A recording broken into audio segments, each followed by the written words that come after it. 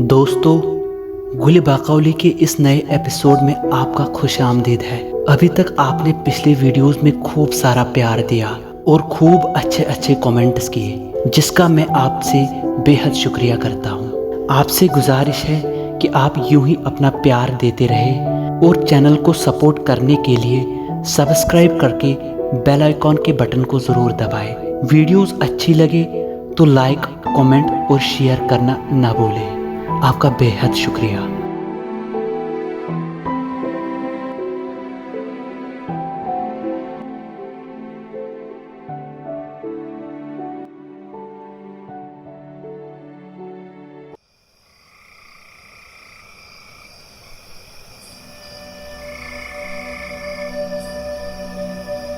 باقولی جیسے ہی جزیرہ فردوس اور پری روح افزا سے رخصت ہوئی اور گلستان ارم پہنچتے ہی اپنے ماں باپ کی خدمت میں لگ گئی اور روح افزا پری کی وصیت کے مطابق صبر کا دامن اوڑھ لیا۔ پری روح افزا اپنی ماں حسن آرا کے پاس گئی اور ان سے تاج الملوک اور باقولی کے عشق کی تمام کمال و کیفیت کا ذکر کیا اور تاج الملوک کا انہیں دیو ستمگار سے چھڑانے کا قصہ بھی سنایا۔ حسن آرا ملکہ یہ سب سن کر غریبہ تفکر میں اپنا سر ڈالے رہی۔ کافی دیر سوچا اور بولی، اگرچہ ایک انسان اور آدم ذات کا ناطہ ایک پری سے ہونا محال ہے، میری بیٹی میں جانتی ہوں کہ اس دیو کے پھندے سے تمہیں چھڑا کر اس نے ہم پر بہت بڑا احسان کیا ہے، لیکن میں ان دونوں کو زندان محبت اور اس غم و الم سے چھڑانے اور ایک ہونے کے لیے بھلا کیا کر سکتی ہوں؟ پری روح افزا بولی کہ امی جان، میں اس آدم ذات شخص کو ان کی محبت میں سرفراز کرنے کے لیے ان سے وعدہ کر چکی ہوں۔ ذرا سوچو، اگر وہ نہ ہوتا اور مجھے اس لعین دیو سے آزاد نہ کرتا تو آج میں آپ کے آغوش میں نہیں ہوتی۔ میری پیاری امی جان، میں آپ سے التجا کرتی ہوں کہ کوئی تدبیر کرے اور محبت کی آڑ میں بچھڑے ان دو دلوں کو ملوائیے۔ یہ سن کر ملکہ حسن آرا بولی، تم فکر نہ کرو میری جان عزیز، اس انسان نے میری بیٹی کو قید شدید سے چھڑایا ہے، لہٰذا مجھ پہ یہ لازم ہے کہ میں بھی اس کو زندانی غم و عالم سے آزاد کر دوں۔ غرض ملکہ نے سلطنت کے ایک مصور شبیہ کش چالاک کو بلوایا اور پری روح افزا سے کہا کہ تاج الملوک کو میرے حضور میں حاضر کرو۔ جو ہی تاج الملوک ملکہ کے دربار میں حاضر ہوئے تو مصور سے کہا کہ تاج الملوک کی ایک تصویر بنا کر تیار کر لے۔ مصور نے تاج الملوک کو سامنے رکھ کر ان کی ہو بہو ایک تصویر بنا لی اور تصویر کو دیکھ کر ملکہ حسن آرا نہایت خوش ہو کر آفرین کرنے لگی اور تاج الملوک کی تصویر لے کر گلستان ارم کی طرف نکلی اور بادشاہ شاہ فیروز کے حضور میں پہنچ گئی۔ ملکہ حسن آرا کو دیکھ کر بادشاہ اور ان کی ملکہ جمیلہ خاتون نے ان کا ادب سے استقبال بجا لایا اور ان کی خوب خاطرداری کری۔ ملکہ حسن آرا کئی دن ان کے یہاں رکی رہی۔ ایک دن جمیلہ خاتون سے باتیں کرتے کرتے مطلب کی بات سامنے آئی اور اس وجہ سے کہنے لگی، اے بہن، اگر کوئی خوبصورت پھول آب و ہوا کے فیض سے کسی شاخ پر لگے اور اس کے پاس بلبل نہ بیٹھے تو اس کا ہونا نہ ہونا برابر ہے، اور اگر کوئی آبدار موتی کسی شاخ میں لگے اور وہ اس کو رشتہ سے باہر رکھے تو یہ محض نادانی ہے۔ میرا اشارہ تمہاری خوبرو نور چشم اور بیٹی باقولی کی طرف ہے۔ کب تک تو اسے یوں کنواری رکھو گی؟ میرا مشورہ ہے کہ اس زہرا جبیں کو کسی مہرو کے پہلو میں بٹھا۔ تو نے دیکھا نہیں کہ وہ ہر پل کھوئی کھوئی رہتی ہے؟ جمیلہ خاتون نے یہ سن کر کہا، اے بہن حسن آرا، کیا تمہیں معلوم نہیں کہ اس نے اپنا دل کسی آدم ذات کو دے دیا ہے اور کسی انسان کی لوہی محبت نے اس کے دل میں گھر کر لیا ہے اور اسی انسان کا سود اس کے سر میں سمایا رہتا ہے؟ وہ کسی پری ذات کو نہیں چاہتی بلکہ اسی آدم ذات کے لیے وہ رات دن کرراہتی رہتی ہے۔ اس امر میں ناچار ہوں بہن، بھلا اپنے بزرگوں کا چلن کیوں کر چھوڑوں اور اس امر کی خواہش سے قدیم روایات اور سلسلہ کس طرح سے توڑوں؟ میری بہن، تو ہی بتا، بھلا ایک پری کا کسی آدم ذات سے بیاہ ہو سکتا ہے؟ یہ سن کر ملکہ حسن آرا بولی، بہن تو بالکل صحیح بول رہی ہے، ایک آدم ذات اور پری کا بیاہ اگرچہ حماقت اور نادانی ہے، لیکن بہن تم انسانوں کے کمالوں سے واقف نہیں۔ اس کی طاقت بے پایا، اشرف اور افضل ہے۔ اسے تمام مخلوق سے افضل مانا گیا ہے۔ وہ اپنے علم اور کمال سے کائنات کی ساری مخلوق پر راج کر سکتا ہے۔ اس کی ذات خداوندی کے ہاں بلند اور بالاتر ہے، شاید اسی لیے اسے اشرف المخلوقات کا نام ملا ہے۔ یہ سن کر جمیلہ بولی کہ بہن جو بھی ہو، اس کا رتبہ جتنا بھی بالاتر ہو، لیکن میں اپنی بیٹی کا بیاہ ایک انسان سے ہرگز نہ کروں گی۔ آخر ملکہ حسن آرا نے تاج الملوک کی تصویر نکال کر جمیلہ کو دکھا کر کہا کہ بہن ذرا دیکھ، یہ تصویر شہر شرقستان کے شہزادے کی ہے۔ ایسا نقشہ قلم تقدیر نے صفحۂ عالم پر آج تک نہیں کھینچا، اور اس پرواز کا چہرہ ورق پورے جہاں میں دوسرا نہیں، اس کا کوئی ثانی نہیں۔ میری صلاح ہے کہ تو بقولی کو اس ماہ خوبی کے ساتھ پہلو میں بٹھا۔ غرض کسی طرح انہیں راضی کیا۔ آخر جمیلہ نے کہا کہ اگر میں تمہاری بات مان بھی لوں تو بھلا اس شہزادہ شرقستان کو کہاں سے ڈھونڈوں؟ یہ سن کر ملکہ حسن آرا بولی کہ بہن یہ ذمہ داری تو مجھ پر چھوڑ، تم بس بادشاہ فیروز شاہ سے یہ بات کر اور انہیں راضی کر لے، باقی میں سنبھال لوں گی۔ اور اگلے دن حسن آرا آ کر جزیرہ فردوس کی طرف نکلی اور یہ خوشخبری آتے ہی تاج الملوک اور بیٹی روح افزا کو سنا لی۔ یہ سن کر تاج الملوک خوشی سے باغ باغ ہو گئے اور جامع وصال کے خواب اور ملن کے خیال ان کے ذہن میں دوڑنے لگے اور وہ شکر الہی بجا لانے لگے۔ جمیلہ خاتون نے جو گفتگو ان کے اور حسن آرا کے بیچ ہوئی کا سارا ذکر جا کر شاہ فیروز سے کیا اور انہیں شہزادے کی تصویر دکھائی، غرض کسی طرح انہیں راضی کیا۔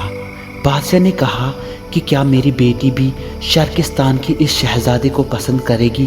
غرض بادشاہ نے وہ تصویر پری سمرو کو بلا کر ان کے ہاتھ میں دی اور اسے بقولی کے پاس بھیج دیا اور کہا کہ میری بیٹی سے کہنا کہ زمانے میں ایسا حسین جوان اور کوئی نہیں، اور تو کہ آدم ذات کے سود میں جو دیوانی ہو رہی ہے اور جانی لطیف اس کی خاکی میں کھو رہی ہے، تیری مرضی ہو تو تیرا اس سے بیاہ کر لوں۔ سمرو پری تصویر کو لے کر بقولی کے پاس آئی اور بادشاہ کی زبانی جو حقیقت سنی تھی انہیں کہہ سنائی۔ اس پری جلوہ ناز نے جو تصویر کو نگاہ غور سے دیکھا تو اپنے ور کے دل کے مطابق پایا۔ وہ اس تصویر میں چھپے چہرے کو خوب پہچان گئی اور دل ہی دل میں خیال کیا کہ یہ کارگزاری اور نیرنگ سازی پری روح افزا کا کمال ہے۔ واقعی وہ اپنے قول میں بڑی سچی نکلی اور بقولی نے مسکرا کر سمرو پری سے کہا، اس تصویر کو غور سے دیکھ، تجھے میرے سر کی قسم ہے، کیا یہ تصویر اسی کی نہیں؟ سمرو نے تصویر کو ملاحظہ کیا اور خوشی سے اچھل پڑی اور بولی، ہاں شہزادی، یہ تصویر اسی کی ہے۔ شہزادی حضور، مجھے یقین نہیں آ رہا کہ خدا نے تمہارے دل میں بسی عشق کی انتہا کو جانا اور تمہارا مطلب پورا کیا۔ یہ سن کر بقولی کی آنکھیں نم ہوئی۔ سمرو نے انہیں اپنے سینے سے لگایا اور پوچھا کہ شہزادی حضور، تمہاری زندگی کی اس عظیم اور سب سے بڑی خوشی کے لمحات میں تمہاری آنکھوں میں آنسو، یہ میں کیا دیکھ رہی ہوں؟ بقولی بولی، میری ہمراہ سمرو، یہ آنسو خوشی کے ہیں جو خوش نصیبوں کی قسمت میں ہی ہوتے ہیں۔ غم وصال اور انتظار مسلسل کتنا تلخ اور کٹھن ہوتا ہے، یہ مجھ سے زیادہ اور کوئی نہیں جانتا۔ میں شکر کرتی ہوں خدائے ذوالجلال کا کہ اس نے میری تاریک اور تنہائی سے بری ہوئی راتوں کو روشن کیا اور میری حالت زار پر رحم کیا۔ میں اس کی قدرت اور عنایت سے ان کی سپاس گزار ہوں۔ یہ میرے دل کی وہ خوشی ہے جو میری آنکھوں سے آنسوں کی شکل میں نکلی ہے سمرو۔ غرض سمرو پری بادشاہ کے حضور میں گئی اور عرض کیا کہ حضور، فرزندان آپ کے تابع ہے، ان کی سعادت مندی اسی میں ہے کہ والدین کی مرضی کے خلاف نہ جائے اور ہر حالت میں ان کی خوشی مقدم رکھے۔ اگر یہ بادشاہ سلامت کی پسند ہے تو یہ ان کی بھی پسند ہے۔ شاہ فیروز یہ سن کر نہایت شاد ہو گئی اور حکم دیا کہ گلستان ارم کی سلطنت کو سجا دیا جائے اور شادی کی تیاریاں شروع کی جائے۔ جزیرے کے سارے راستوں کو جوہروں کے نقش و نگار سے سجا دیا جائے، ساری سلطنت میں چرانگا کیا جائے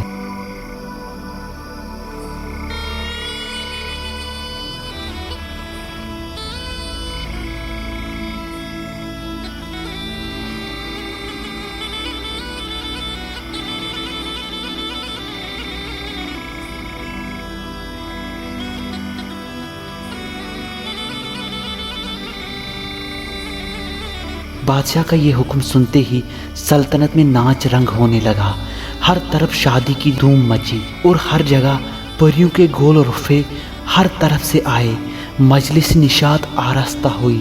ادھر جزیرہ فردوس میں شادی کی رضامندی کی خبر جب شاہ مظفر کو ملی تو تاج الملوک کی شادی کی تیاری کی اور ساری سلطنت میں جشن کا اعلان کروایا۔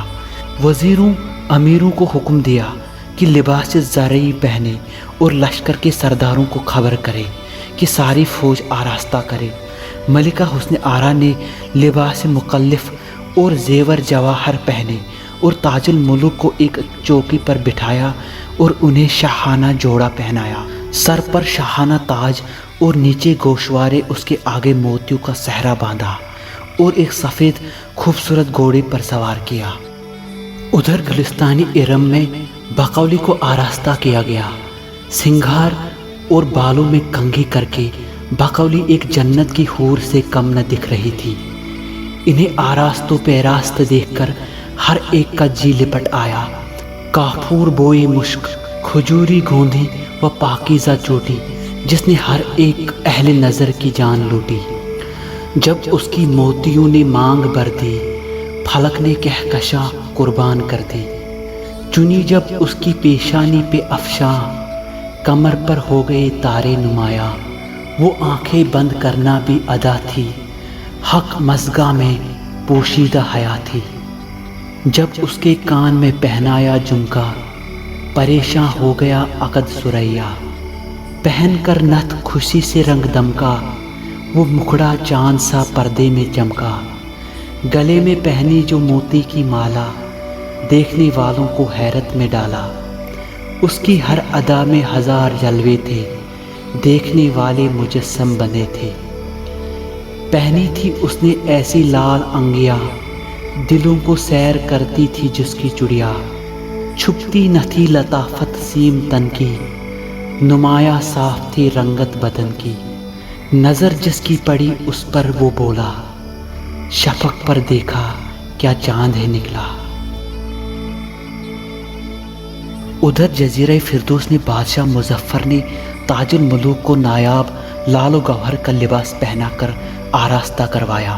پھر بادشاہ مظفر نے کئی اور بادشاہ سمیت شہزادہ تاج الملوک کو بیچ میں لیے ہوئے امیر اور سردار داہنے اور بائیں اور آگے نوبت نشاں کے ہاتھی، تختی رواں، شتر سوار، نہایت جاہ و جلال کے ساتھ آتش بازیوں سمیت قافلہ گلستان ارم کی طرف چلا۔ رات قریب پہنچی۔ گلستان ارم میں بادشاہ شاہ فیروز کے یہاں کئی ارکان دولت استقبال کو پہنچے اور جس جگہ مجلس نشاط و محفل انبساط برپا تھی وہاں ہر ایک کو بڑی تعظیم سے بٹھایا۔ غرض قافلہ جب آن پہنچا تو حسن آرا اسی سلوک اور مبارکبادی کے ساتھ جمیلہ خاتون سے ملی، سارے طریقے سمبندوں کے بجا لے آئی، مبارک سلامت کا ہر طرف گل پڑ گیا۔ اس کے بعد دلہے کو محل میں لے آئی اور نہایت قیمتی لباس پہنا کر دلہن کو شہزادے کے پاس شاہانہ مسند پر بیٹھایا۔ تاج الملوک کی نظر جب آراست و پیراست بقولی پر پڑی تو ان کے ہوش جانے لگے اور کہا، ماشاء اللہ، بقولی واقعی قدرت کے عظیم حسن کے خزانے کا ایک بیش قیمت نگینہ ہے۔ یوں وہ رات میں لیے روئے منور نکلے، بادل سے جیسے چاند کبھی فلک پر نکلے۔ راہ الفت میں جنہیں مل گئی منزل اپنی، بس وہی لوگ مقدر کے سکندر نکلے۔ غرض بنی آدم اور پری کا یہ حسین جوڑا دیکھنے کے لیے کئی مخلوق آئے۔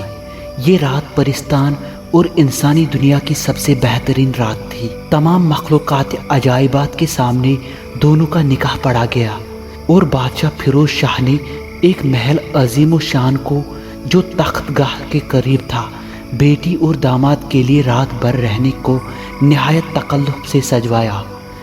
جب بارات چلنے کی تیاری ہوئی پھر دلہن کو جاپان میں سوار کیا گیا، پھر اسے پری پہ کر گھوڑے پر سوار ہو کر اسے تخت رواں، شتر سوار، پیادے بے شمار قطارے محبت کے گیت گائے ہوئے دلہن کی سواری پر چاندی سونے کے پھول لٹاتے ہوئے اسی مکان پر جا پہنچے۔ کئی دیر جشن کا ماحول چلا، پھر پھر ہر ایک باراتی ایک ایک کر کے اپنے گھر کی طرف چلا۔ کہارو نے دلہن کا جاپان اتار دیا اور دلہے نے دلہن کو گود میں اٹھا کر مسند پر بٹھایا۔ خدا خدا کر کے سب کنارہ ہوئے، پردے چھوٹے اور شہزادہ دلہن کو مسہری میں لے گئی۔ رات نے پھر سے تنہائی موڑ لی۔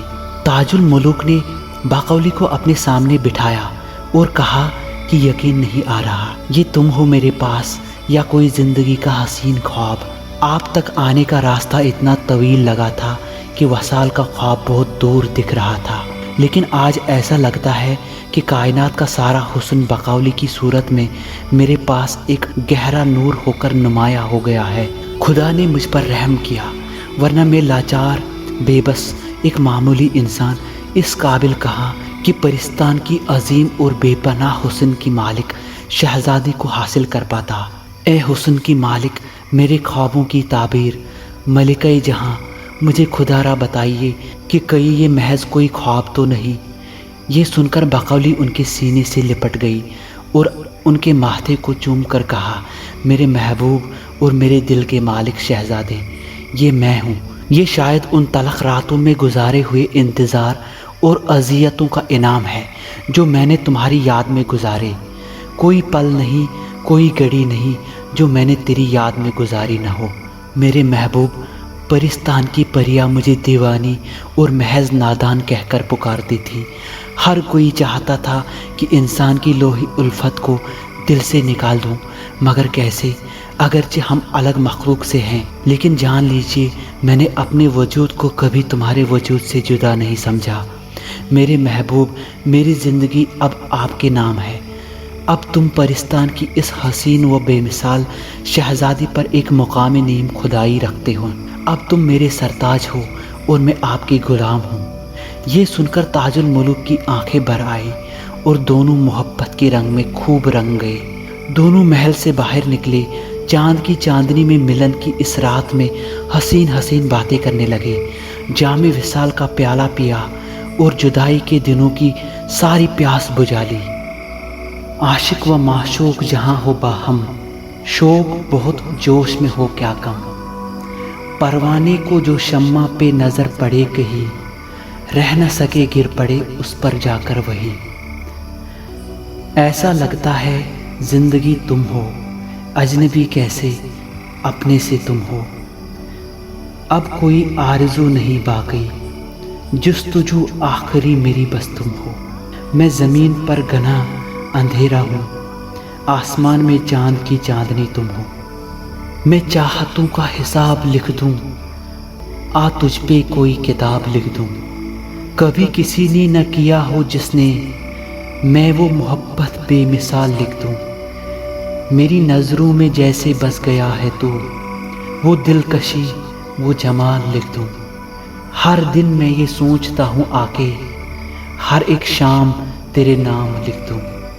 اگر گوارا ہو تجھے میں چاہتا ہوں، اب یہ زندگی تیرے نام لکھ دوں۔ وہ سنتا تو میں کہتی مجھے کچھ اور کہنا تھا، وہ پل بھر کے لیے رک جاتے مجھے کچھ اور کہنا تھا۔ ساری عمر میں نے تو اسی کے نام کر لی تھی، مجھے کچھ اور پوچھنا، کچھ اور کہنا تھا۔ کہاں اس نے سنی میری، سنی بھی انسنی کر دی۔ وہ جانتا تھا کہ مجھے کچھ اور کہنا تھا۔ رواں تھی محبت رگ رگ میں، بہت قربت تھی آپس میں۔ اسے کچھ اور سننا تھا، مجھے کچھ اور کہنا تھا۔ رات کی خاموشی کو کیسے صبح کی افق نے آغوش میں لے لیا۔ اسے کچھ اور سننا تھا، مجھے کچھ اور کہنا تھا۔ کئی دن گزر جانے کے بعد ایک روز تاج الملوک نے باقولی سے کہا کہ مجھے اپنے عزیز و اقارب کی یاد ستا رہی ہے، میرا دل ان سے ملنے کو چاہتا ہے۔ باقولی نے کہا کہ اگر آپ کی مرضی ہے تو مجھے کوئی اعتراض نہیں۔ غرض دونوں نے جا کے بادشاہ شاہ فیروز اور جمیلہ خاتون سے شرقستان جانے کی اجازت لے لی۔ غرض شہزادہ باقولی کو لے کر بڑی شان کے ساتھ اور جاہ و حشمت کے ساتھ 1000 غلام और सैकड़ों लौंडियां लेकर शहर शर्किस्तान पहुंचे। दिलबर और महमूदा का ताजुल मुलूक को देखकर उनकी जान में जान आई। शहजादे का आना उनके हक में ऐसा हुआ जैसे बीमार के वास्ते मसीहा। लेकिन बकौली को जो इस हुस्न जमाल और माल समेत देखा तो दोनों हैरान रह गई। परी को देखकर दोनों के होश जाते रहे, हाथों के तोते उड़ गए और बोली, खुदा खैर करे, ये तो कोई हुस्न की मालिक जन्नतों से आई हुई खूबसूरत परी है। परी ने जो उनका ये रंग डंग देखा तो दोनों को अपने गले से लगाया, इन्हें दिलासा दिया और कहा कि हाँ, मैं एक परी हूँ, गुलिस्तान इरम के बादशाह की बेटी और सल्तनत की शहजादी। आप खातिर जमा रखे, किसी बात का अंदेशा न करें। मैं तुम्हारी ऐशो इशरत में मुतलक खलल अंदाज न होंगी, बल्कि अपनी खुशी पर तुम्हारी निशात को मुकद्दम समझूंगी। गरज सभी एक साथ खुशी से और ऐशो इशरत से रहने लगे। एक रात का जिक्र है कि घने कोहरे और धुंधली चांदनी की घटाओं और गहरे सन्नाटे के बीच बकौली और ताजुल मुलूक अपने ख्वाबगाह में नींद की आगोश में सो रहे थे। आधी रात गुजर चुकी थी। अचानक बकौली की आंख जो खुली तो अपने सामने दो अजनबी परियों को देखा। ये देखकर बकौली ने जल्दी से उठकर पूछा कि तुम कौन हो? तो परियां बोली कि आपको हमारे साथ अभी चलना होगा, हमें जादूगर इंदर कश ने भेजा है और तुम्हें फिलफोर उनके पास हाजिर करने का हुक्म दिया है। ये सुनकर बकौली हैरान हो गई और कहा कि मुझे क्यों तलब किया है? क्या मेरा खास तलब करने की वजह जान सकती हूँ?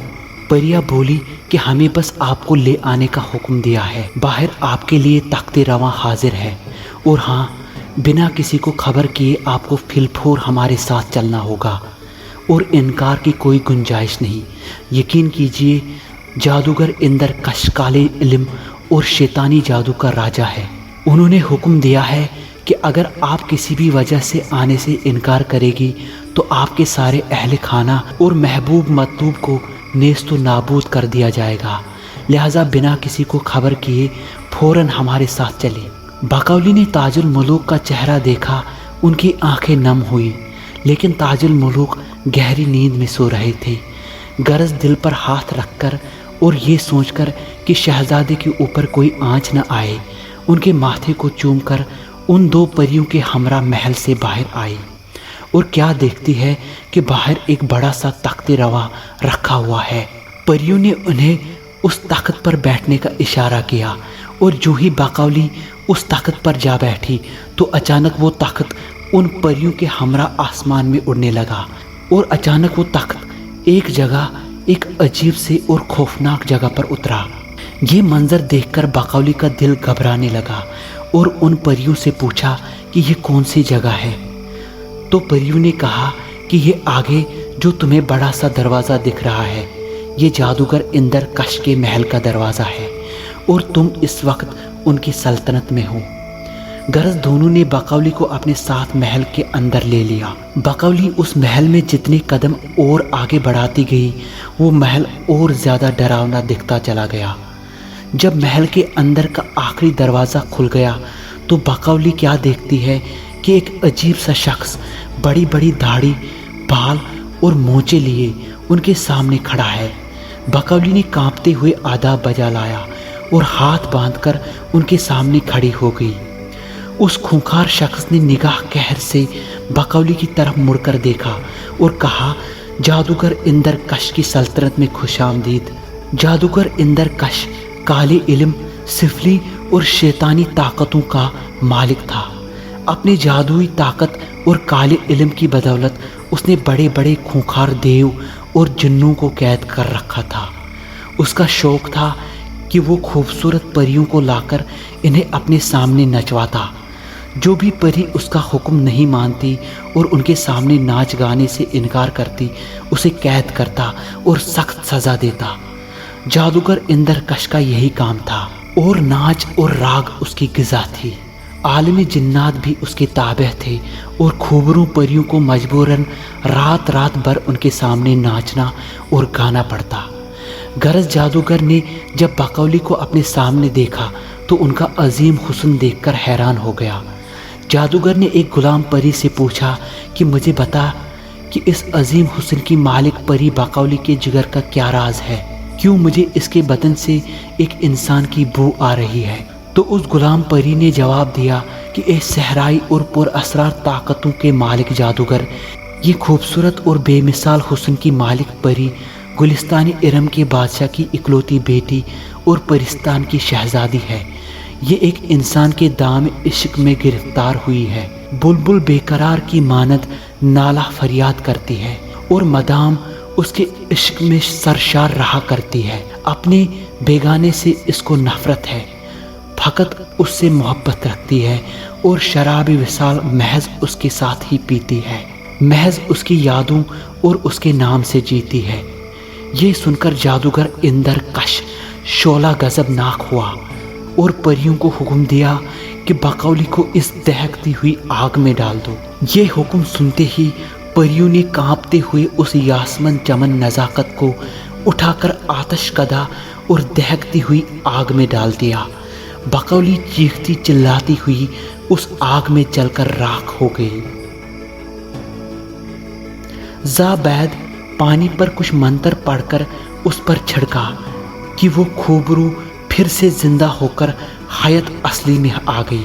जो ही बाकौली की आंख फिर से खुली और पाया कि मौत ने अभी उनको अपने आगोश में नहीं लिया है, तो उस बेरहम जादूगर से कहा कि ए सहराई और बेरहम जादूगर, आखिर मुझसे क्या चाहते हैं। जादूगर बोला, क्या तुम्हें मालूम नहीं कि खूबरू हसीनाओं और परियों को नचवाना मेरा शौक है और यही मेरी ग़िज़ा है। अगर तू मेरे सामने नाच गान न करेगी तो तुम्हारे माशूक शहजादे को अभी कैद करके तुम्हारे सामने उनका सर जिस्म से अलग कर लूँगा। ये बात सुनकर बाकौली घबरा गई और चीखने लगी और कहा कि ए बेरहम जादूगर, मेरे जीते जी उन पर कोई आँच आए ये मुझसे गवारा नहीं होगा। आप जैसा चाहते हैं मैं वैसा ही करूँगी। गरज उनके सामने नाचने लगी। इन्हें नाचता देखकर अहले मजलिस के सारे दिल पामाल हो गए और एक आमद व रफ्त में तमाशाई बेहाल हो गई। गरज नाचने का जो हक था अदा किया और सारी मजलिस को महू कर दिया। फिर तो वाह वाह की सदा हर एक के मुंह से निकलने लगी और आफरीन व तहसीन की आवाज़ हर तरफ से बुलंद हो गई। आखिर महफिल ख़त्म होने के बाद परियों ने उन्हें वापस तख्ती रवा पे अपने महल के बाहर छोड़ा। बाकौली जो अंदर अपनी ख्वाबगाह में पहुंची तो ताजुल मुल्क उसी तरह गहरी नींद में सो रहे थे। सुबह हुई, महल में चहल पहल शुरू हो गई। ताजुल मुल्क अपनी सल्तनत के निज़ाम में लग गए, लेकिन बाकौली के साथ हुए इस अजीब वाक़े के बारे में इन्हें कुछ खबर न हुई। फिर अगली रात वो दो परियां फिर से हाजिर हुई और बाकौली को अपने साथ ले गई। बाकौली नहीं चाहती थी कि किसी भी तरह शहजादे के ऊपर कोई आँच या मुसीबत आन पड़े। यूँ वो हर शब उन परियों के हमरा उस जादूगर के पास जाती।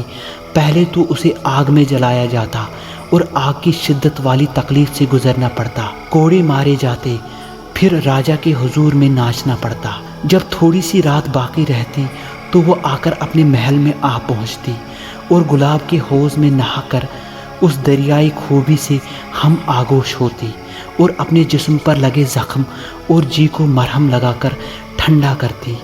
बाकौली ताजुल मुल्क से हरगिज़ जुदा नहीं होना चाहती थी और ताजुल मुल्क को इनके ऊपर ये सितम और मसाइब का ज़रा भर भी इल्म न हुआ। बाकौली जानती थी कि इंतज़ार मुसलसल इन होने वाले सितम व अलम से कहीं ज़्यादा तलख है। कबूल उसने किया जलना सदा का, न छोड़ा वसल लेकिन अपने मतलूब का। जलाती थी तन नाजुक को हर शब, न खुलती थी शिकायत को कभी लब। वो आशिक से न थी करती किनारा, फिराक उसका न था हरगिज़ गवारा। जो जलना मरना अपने जी में ठाने, वो हर आतिश कदा को आब जाने। गवारा होती है सब नाज सोजा, सहा जाता नहीं पर सोज हिजरा। जिसे हो शम्मा पे जलने से मोहब्बत, उसी से पूछो क्या है जलने की लज़्ज़त। एक परवाना ही जाने शम्मा से हिजरा, महज उससे दूर है जलना ही आसान।